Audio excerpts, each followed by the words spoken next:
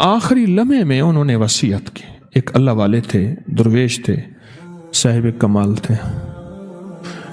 وصیت کی کہ میری 7، 14، 21 نسلوں میں 2 چیزوں کی کمی نہیں آئے گی. ایک بیٹوں کی، ایک دولت کی کمی نہیں آئے گی. المال والبنون قرآن نے کہا ہے، ایک مال، دوسرا بیٹے، کمی نہیں آئے گی. آگے لکھا انشاءاللہ.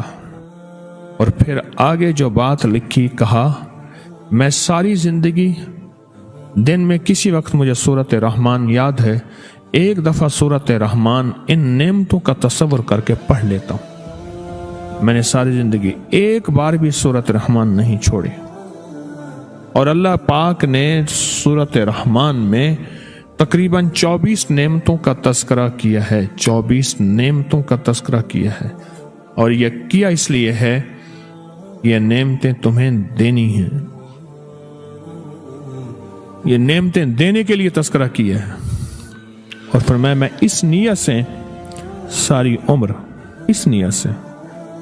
عمر میں سورۃ رحمان پڑھتا رہا کہ اللہ اس سورۃ رحمان کی برکت سے میری نسلوں میں سے بیٹے اور رزق، مال اور بیٹے، اس کی کمی نہ کرنا.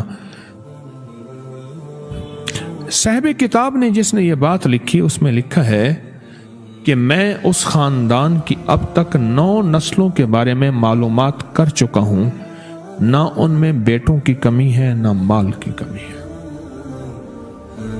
انہوں نے کہا تھا 7، 14 یا 21. 7، 14 یا 21.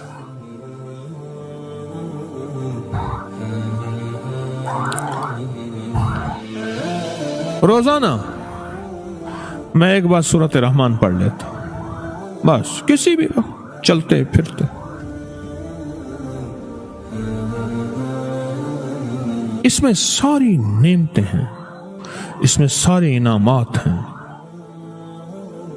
اس میں صحت کے خزانے، اس میں شفا کے خزانے، اس سے رحمت کے خزانے، اس میں راحت کے خزانے، اس میں برکت کے خزانے ہیں.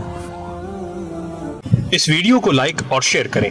اب کریں یوٹیوب چینل کو ضرور سبسکرائب کریں اور بیل آئیکن پر بھی کلک کرنا نہ بھولیں تاکہ چینل پر آنے والی ہر ویڈیو آپ کو فوراً مل سکے.